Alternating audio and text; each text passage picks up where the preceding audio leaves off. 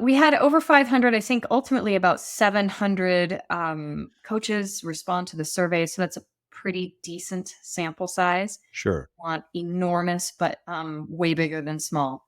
And the ultimate outcome of looking across, I think we had to um, throw away some incomplete answers, but we had maybe 500 to 600 people in Mhm. total that we were looking at. And we saw that as embodied self awareness grew, as Mm. embodied self awareness rose, there were intra and interpersonal competencies that came along with that.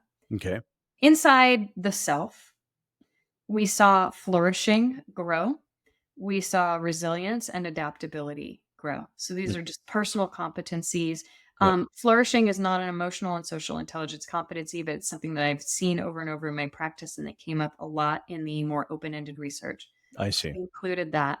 Yep. Um, all of those things grow Yep. at above a 45% rate. And just to give you an idea, like an average effect size in social psychology and psychology in general is around 20%, right? Mhm. Like that, you'd be doing well if you saw 20%. 20% change. Yep. So these are really big correlations, big effect size. You grow embodied self awareness, you grow a bunch of internal capacities. And we think by extension that a number of other emotional and social intelligence capacities come along.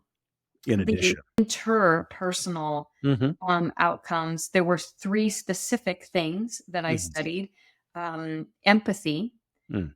connectedness, Mm. and conflict management. Mm.